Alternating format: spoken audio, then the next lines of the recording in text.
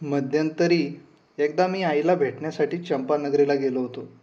8 दिवसानंतर परत आलो तेव्हा मला अश्वत्थामाकडून कळलं की गुरु द्रोणांनी आपल्या सर्व शिष्यांची परीक्षा घेतली होती. त्यांनी एका अशोकाच्या उंच शेंड्यावर पेंढ्यानं भरलेला एक पक्षी टांगला होता. त्या पक्षाचा नेमका डावा डोळा अचूक टिपेल त्याला ते प्रशंसेची शब्बासकी देणार होते. त्यांनी सर्व शिष्यांना एकत्र बोलावलं आणि एकेकाला त्या दगडी चौथऱ्यावर बोलावून त्याच्या हातात धनुष्य देऊन वेध घ्यायला सांगितलं. प्रत्येकजण येई, धनुष्य घेई, प्रत्यांचा ताणी. एवढ्यात गुरुवर्य त्याला विचारत, बाण सोडण्यापूर्वी तुला काय काय दिसतंय? अनेक जण अनेक उत्तर देत. त्या मूर्ख भीमानं तर सांगितलं की मला पलीकडचे हिरवे डोंगर दिसतात, कुणी म्हणत ढग दिसतात, कुणी म्हणत मला झाडाची हिरवी पानं दिसतात, कुणी म्हणत तो पक्षी दिसतो. गुरुवर्यांचं त्यानं समाधान होत नसे. ते त्याला धनुष्य खाली ठेवून तसंच परत जायला सांगत. सगळ्यात शेवटी अर्जुन आला. त्याला गुरुवर्यांनी विचारलं, अर्जुना, तुला काय काय दिसतं? अर्जुन म्हणाला, मला केवळ त्या पक्षाचा डोळाच दिसतो. गुरुवर्य प्रसन्न झाले. त्यांनी त्याच्या पाठीवर थाप मारली आणि सांगितलं, साधू, मग टीप तो डोळा. त्यानं लागलीच बाण सोडला आणि डोळा टिपला. गुरुवर्यांनी परत त्याच्या पाठीवर थाप मारली. ही सगळी घटना आपले टपोरे डोळे वेळोवेळी मोठे करून मला अश्वत्थामानं सांगितली. शेवटी त्यानं मला एकदम विचारलं, कर्णा, तू त्या वेळी असतास तर त्या दिवशी काय उत्तर दिलं असतंस बाबांना? मी थोडा वेळ थांबलो. मनानंच मी त्या दगडी चौथऱ्यावर आहे असं समजून विरासन घातलं.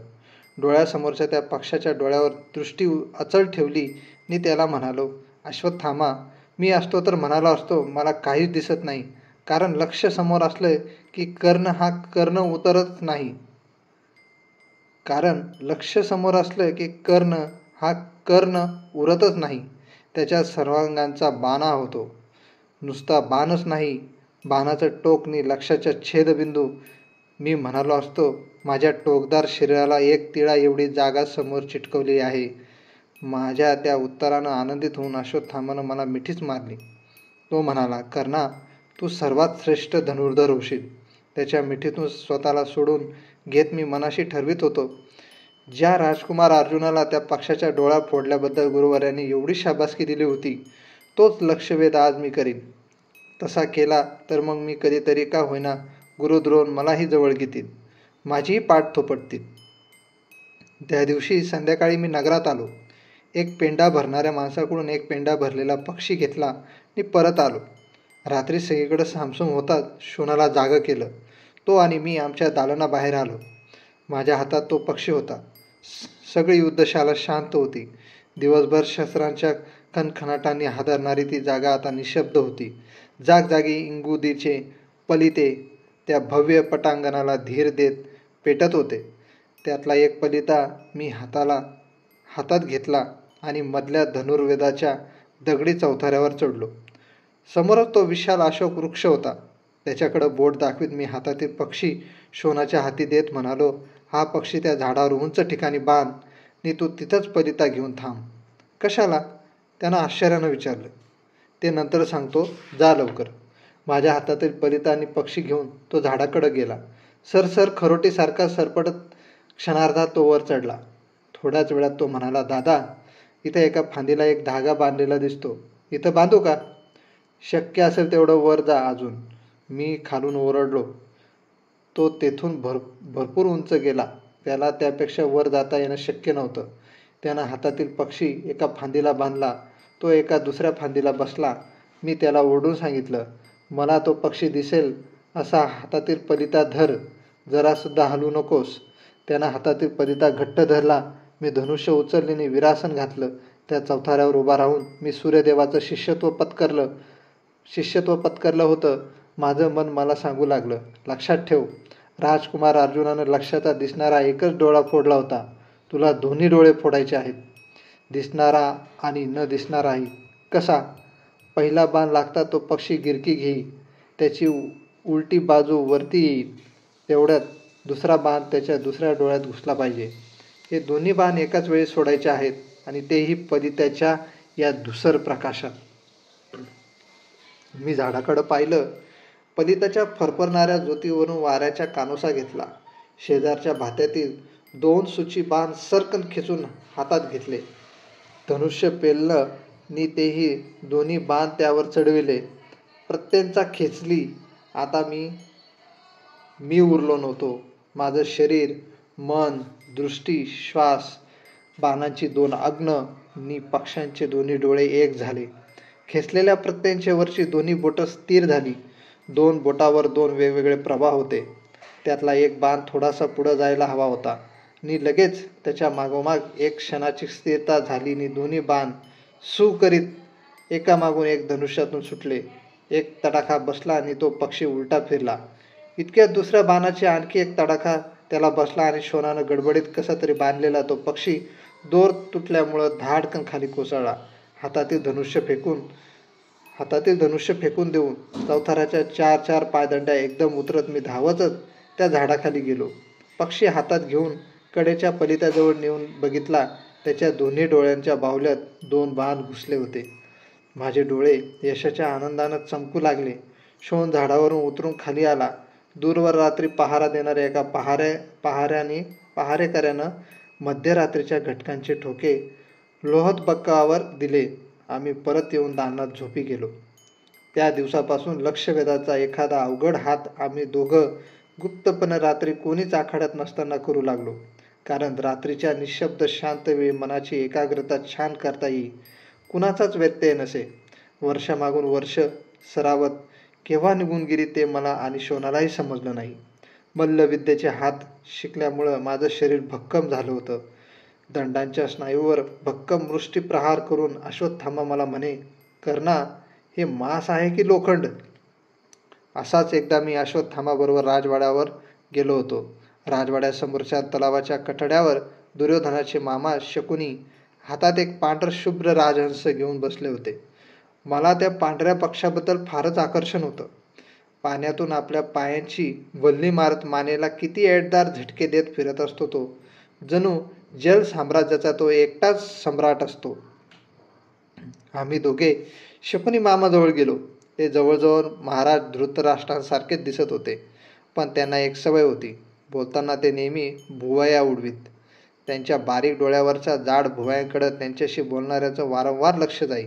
हातातील राजहंसाला गोंजारत त्यांनी अश्वत्थामाला विचारलं, काय अश्वत्थामा, कुठपर्यंत आलेत सगळे राजकुमार युद्धशास्त्रात? अर्जुन धनुष्यात, दुर्योधन गदेत, भीम कुस्तीत, नकुल खड्गात, दुःशासन मुष्टियुद्धात, सहदेव चक्रात आणि युधिष्ठिर युद्धनीतीत अगदी निपुण झालेत, अश्वत्थामानं उत्तर दिलं. मग एकदा सगळ्यांची परीक्षा घ्यायलाच पाहिजे लवकर. हो तर, बाबा त्याच विचारात आहेत, अश्वत्थामानं सांगितलं. एवढ्यात एक सेवक दगडी पात्रातून दूध घेऊन आला. त्याने ते पात्र तलावाच्या कठड्यावर ठेवलं. शकुनी मामांनी हातातील राजहंस अश्वत्थामाच्या हाती दिला. वाकून त्यांनी तलावातील ओंजळीभर पाणी घेतलं आणि त्या दगडी पात्रात ओतलं. ही दुधाची काटकसर आहे की काय मामा? अश्वत्थामानं विचारलं. नाही, हा राजहंस आहे. या पात्रात कितीही पाणी घातलं तरी ते पिणार नाही. उत्तर याला हात पुसत शकुनी मामांनी भुवया उडवीत सांगितलं. ते कसं काय? बघत आता प्रत्यक्ष. असं म्हणत मामांनी राजहंसाला हळूच अश्वत्थामाच्या हातातून घेतलं आणि त्या दगडी पात्राजवळ ठेवलं. लागलीच त्या पक्षानं आपली ऐटदार मान त्या दगडी पात्रात खुपसली. चुरचुर आवाज करीत तो दूध पिऊ लागला. थोड्या वेळानं त्यानं मान बाहेर काढून ती एकदा झटकली. त्याच्या चोचीत अडकलेला दुधाचा 4 तुषार उडाले. आम्ही सर्वांनी कुतूहलानं डोकावून त्या दगडी पात्रात बघितलं. त्यात ओंजळभर पाणी तसंच शिल्लक होतं. नुसतं निव्वळ पाणी. शकुनी मामांनी ते परत तलावात ओतलं आणि भुवया उडविल्या. मला त्या सर्व घटनेचं अतिशय आश्चर्य वाटलं. विचारांचे घोडे माझ्या मनाचा रथ ओढू लागले. माणूससुद्धा त्या राजहंसासारखाच नसतो का? आपणाला हवं तेवढंच घेणारा आणि नको ते टाकणारा. मी नाही का तसंच केलेलं? युवराज दुर्योधन आणि अश्वत्थामा या दोघांशिवाय त्या अफाट राजनगरीतील मी इतर कोणालाही जवळ केलं होतं. का वाटत नव्हतं इतरांबद्दल जिव्हाळा? कसं उत्तर देता येईल त्याचं? त्या राजहंसाला कधी सांगता येईल का की त्यानं पाणी सोडून बरोबर अचूक दूध कसं निवडलं? पण यात माझा तरी काय दोष आहे? युवराज दुर्योधनानं माझी आस्थेनं विचारपूस केली म्हणून त्याच्याबद्दल मला प्रेम वाटतंय. माणसाचं प्रेम हे धरतीसारखं असतं. अगोदर एक दाणा पेरावा लागतो, तेव्हाच धरती अनेक दाण्यांनी टिचून भरलेलं कणीस देते. माणूसही तसाच असतो.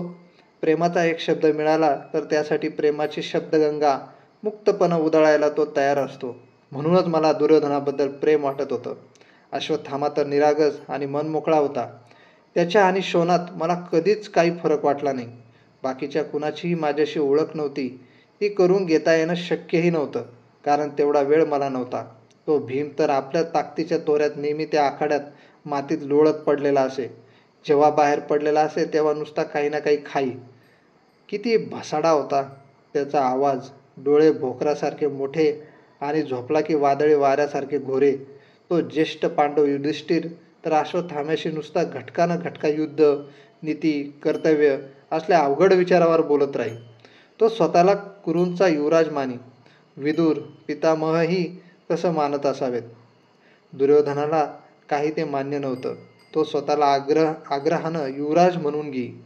नकुल आणि सहदेव म्हणजे तरी कोण आहेत, कसे दिसतात आणि काय करतात हेही मला माहीत नव्हतं. युवराज दुर्योधन आणि दुःशासन सोडले तर बाकीचे सर्वजण म्हणजे निष्कारण वाढलेली बांडगुळं वाटत. काय करायची होती त्यांची ओळख? माणसानं त्या राजहंसासारखं असावं. जे आपल्याला पटेल तेच घ्यावं, नाही ते सोडून द्यावं, असंच मला वाटत आलं होतं. मी आणि अश्वत्थामा राजवाड्यावरून परत आलो. येताना काहीतरी आठवल्यामुळं अश्वत्थामा मध्येच म्हणाला, कर्णा, मी तुझ्याबद्दल काहीच बोललो नाही मामांना. त्यांनी मला राजकुमारांची तयारी विचारली होती, सगळ्या युद्धशालेतील शिष्यांची नाही. तरी पण मला पुष्कळच सांगता आलं असतं तुझ्याबद्दल. काय काय सांगितलं असतंस तू माझ्याबद्दल, या कुंडलांबद्दल आणि या कवचाबद्दलच ना? त्याची माहिती आता नगरीतील सर्वांनाच झाली आहे. नाही, मी म्हणालो असतो अर्जुन धनुष्यात, दुर्योधन गदेत, भीम मल्लविद्येत, नकुल खड्गात, दुःशासन मुष्टियुद्धात, सहदेव चक्रात, युधिष्ठिर युद्धनीतीत आणि आणि कर्ण या सर्वांच्या सर्व प्रकारात अगदी प्रवीण झाला आहे. तो स्तुती म्हणून बोलत होता की काय, हे सत्य बोलत होता हे समजणं कठीण होतं, कारण प्रेम माणसाला अंध करतं. मी त्याचा मित्र होतो. त्याचं मित्रप्रेम त्याला का अंध करू शकणार नाही? म्हणून मी काहीच बोललो नाही. अर्ध्या तपाचा काल पक्ष्यांचा थवा उडून जातो तसा केव्हा उडून गेला हेही कळलं नाही. युद्धशास्त्रातील शिकायचं काही शिल्लक राहिलेलं नाही. उलट मी आणि शोनानं केलेल्या रात्रीच्या जादा सरावामुळं आमच्याजवळ स्वतःचे असे प्रत्येक शस्त्रातले खास वेगळे हात होते. मल्लविद्येच्या आखाड्यात मी घटकाभर नुसती मेहनतच घेतली नव्हती, तर एकाच वेळी 4-4 मल्ल युवकांबरोबर मंडल खेळत होतो. का कुणाला ठाऊक, पण व्यायाम करताना मला दमल्यासारखं कधीच वाटत नसे. उलट जसा जसा मी व्यायाम करी तसा तसा माझं अंग तापत जाई. कधीकधी ते इतकं तापत असे की माझ्याबरोबर हौद खेळणारे जोडीदार म्हणत, कर्णा असाच जा आणि 2 घटका गंगेच्या पाण्यात पडून अगोदर आपलं अंग थंड कर आणि मगच आम्हाला तुझ्याबरोबर मल्लमंडळ खेळायला बोलव. तुझं शरीर आहे की रथाची रसरशीत तापलेली घाव. माझ्या बाहुकंटक डावाला तर ते इतके घाबरत की तो डाव घालवण्यासाठी मी शरीराची चपळाईने हालचाल करू लागलो की ते सरळ आपण होऊनच उताने पडत. या डावाचं एक वैशिष्ट्य होतं. प्रतिस्पर्धाची मान या डावात अशी सापडलेली असे की अंगातील सगळी शक्ती हातात एकवटून तिचा दबाव हळूहळू वाढवीत गेलं की श्वास कोंडून प्रतिस्पर्धी घुसमटून मरून जाई. त्याचे हात आणि पाय पाठीवर त्यावेळी मुळीसारखे असे बांधलेले असत की मानेवरचा हात काढून घेण्याची शक्ती त्याच्यात असली तरीही त्याला ते शक्य होत नसे. हा माझ्या खास ठेवणीतला डाव होता आणि युद्धशास्त्राच्या नियमाप्रमाणे तो केवळ तद्वांच्या वेळीच इतक्या क्रूरपणानं वापरता येई. द्वंद्वांची कल्पना एकच होती. 2 योद्ध्यांपैकी त्यात एकच शिल्लक उरे. या युद्धाचा एकच निकाल असे, विजय किंवा मरण. एखादा योद्धा मरणाच्या भीतीनं शरण आला तर त्याला जीवनदान मिळे, पण ते जीवनदान म्हणजे विधवा स्त्रीच्या जगण्यासारखंच असे. योद्धांच्या राज्यात अशा जीवनदान मागणाऱ्याला काडीचीही किंमत नसे. अशा द्वंद्व युद्धासाठी लागणारे सगळे डाव मी शिकलो होतो, पण सगळ्यात माझा अधिक भरोसा होता तो एकाच डावावर, बाहुकंटकावर. काळाच्या वाऱ्याबरोबर अशी दिवसरात्रीची अनेक ओली सुकी पानं निघून गेली. रोज भल्या पहाटे उठणं, गंगेत मनसोक्त डुबणं, सकाळपासून दुपारपर्यंत पाठ चांगली तोपेपर्यंत गंगेत राहूनच सूर्यदेवांची आराधना करणं, दिवसभर युद्धशाळेत शूल, तोमर, शतघ्नी, प्रास, परीघ, भ्रुशुंडी, खडग, गदा, पट्टे अशी निरनिराळी शस्त्र फिरविणं, वेळ अपुरा वाटला तर रात्री शोणाला घेऊन पादित्याच्या धुसर प्रकाशात अचूक लक्षवेध करणं आणि शेवटी दिवसभर घडलेल्या घटनांचं चिंतन करीत कधी कधी चंपानगरीच्या आठवणी मनात गुळवीत झोपी जाणं, या चाकोरीत आता अर्धतप गेलं. बालपणातील वसू आता मनाच्या प्रांगणातून घोडेनासा झाला. चंपानगरीची जागा आता हस्तिनापुरानं घेतली. कुतूहल आणि शंका यांची जागा आता संयम आणि सामर्थ्य यांनी घेतली. चंपानगरीत गंगाकिनारी वाळूत उमटणारी चिमुकली पावलं आता हस्तिनापुराच्या भूमीवर भक्कमपणे ऋतू लागली. काळाच्या अजगरानं 6 वर्षाचा काळ गिळला होता. 6 वर्षात काय घडलं आणि काय नाही ते सांगायचं म्हटलं तर ती एक स्वतंत्र कथाच होईल. या 6 वर्षात मी म्हणजे युद्धशाळेतला केवळ एक शिष्य होतो. इथं शिष्यासारखं कुणीही मला कधीही वागलं नाही. द्रोणाचार्यांच्या दृष्टीखाली माझं कृपाचार्यांचं पथकात नाव होतं. त्या पथकात हस्तिनापुरातले सगळे सामान्य शिष्य होते. त्या सामान्य शिष्यातला मी सर्वात सामान्य होतो. शिष्यांच्या गर्दीत कृपाचार्यांनी आणि द्रोणाचार्यांनी माझी कधीच विचारपूस केली नव्हती. आणि खरं सांगायचं म्हटलं तर त्यांनी मला विचारावं, माझ्या पाठीवर हात फिरवावा असं मलाही कधीच वाटलं नव्हतं. ज्या वेळी मला शस्त्रातला एखादा अवघड हात समजत नसे त्यावेळी क्षणभर मी डोळे मिटून माझ्या गुरूंचं, सूर्यदेवांचं स्मरण करी आणि यक्षिणीची जादूची कांडी फिरवल्याप्रमाणे पळात मी तो हात करून मोकळा होई. श्रद्धा ही सामर्थ्यवान असते. कशावर तरी श्रद्धा असल्याशिवाय माणूस जिवंत असूच शकत नाही. शिष्यावस्थेत माझी सर्व श्रद्धा माझ्या गुरुवरवर होती. भीतीची कशी लवलेशाही मला शिवला नाही, पण मधून मधून माझं मन बंड करून उठे, ते एवढ्याचसाठी की शाळेतील हे दोन्ही गुरुदेव माझी कधीच का विचारपूस करीत नाहीत. कर्ण म्हणजे एक दगडाचा पुतळा आहे असं त्यांना वाटतंय काय? तहानलेल्या माणसाला समुद्रात असून पाण्याचा एक थेंब सुद्धा प्यायला मिळत नसतो, तशी माझी अवस्था होई. माझे हे विचार कुणाजवळ तरी बोलून दाखवावेत म्हटलं तर शोणाशिवाय दुसरं कोण नव्हतं. माझं मन घुसमटून गेलं होतं. मोठ्या माणसांनी जवळ घेऊन लहानाचे दोष दाखविले तर बरं का, पण त्यांची उपेक्षा केली तर, त्यांचा अनुल्लेख केला तर त्यांच्या मनाचा अंकुर कोंदटतो, मग वाट फुटेल तिकडं तो बाहेर पडतो. या 6 वर्षात मला काय मिळालं होतं? निव्वळ घोर उपेक्षा, जळजळीत अनुल्लेख. कर्ण नावाचा कुणी एक शिष्य या युद्धशाळेत आहे हे कुणालाही माहीत नव्हतं. पुढं करण्याची मला सवय नव्हती. त्यामुळं माझं आणि शोणाचं एक वेगळं असं जग हस्तिनापुरातल्या युद्धशाळेतसुद्धा आपोआपच निर्माण झालं होतं. कृपाचार्य आणि द्रोणाचार्य यांच्यावरच्या आदराऐवजी ती जागा शंकेनं घेतली होती. आपले हे नावाचेच गुरु आहेत असं वाटे. जे शिष्यांनी मन ओळखत नाहीत ते कसले गुरु? जे त्यांच्या मनाची कळी प्रेमाच्या फुंकरीनं फुलवीत नसतात ते कसले गुरु? मन गुरु प्रेमासाठी तळमळले आणि म्हणूनच मी माझी पाठ रोज उन्हात तापेपर्यंत माझ्या गुरूंचा हात पाठीवर फिरून घेई, सूर्यदेवांना अर्घ्य देत राही. असा रोज तापून निघत असल्यामुळे माझी पाठ आता रसरशीत झाली होती. याच्या उलट शाळेतील सर्व राजपुत्र शिष्यांची स्थिती होती. कृपाचार्य आणि द्रोणाचार्य यांचा अतिशय आवडता होता पांडुपुत्र अर्जुन. तो एकटाच का लाडका म्हणून युवराज दुर्योधन मुद्दाम दुसरंच काहीतरी कारण काढून आपली बाजू मांडण्याचा प्रयत्न करी. त्याचं पर्यवसन भांडणात होई. आपल्या भावाला छेडल्याबद्दल भीमाला राग येई. तो त्याला कधीच आवरता येत नसे. दात ओठ खाऊन तो मिळे त्याला झोडपून काढी.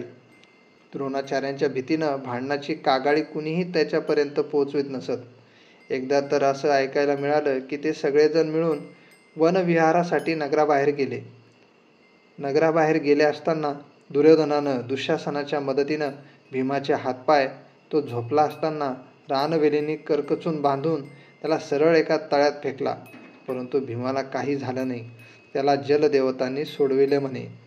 मला तर हे कधीच खरं वाटलं नाही, कारण एकतर भीमाला त्यांनी तसा तळ्यात टाकला असता तर तो कधीच जिवंत राहिला नसता, कारण तळ्यात जलदेवता नसतात.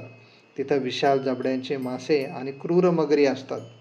दुसरं म्हणजे आपल्याला ठार मारण्याचा कट कुणीतरी केला आहे हे त्याला तळ्याबाहेर आल्यावर समजलंच असतं. हे काम दुर्योधनाशिवाय दुसऱ्या कुणाचं नाही हे त्यानं त्याला बाहेर येताच सरळ आपल्या गदेनं ठेचून काढलं असतं, कारण भीमाला राग कधीच आवरत नव्हता.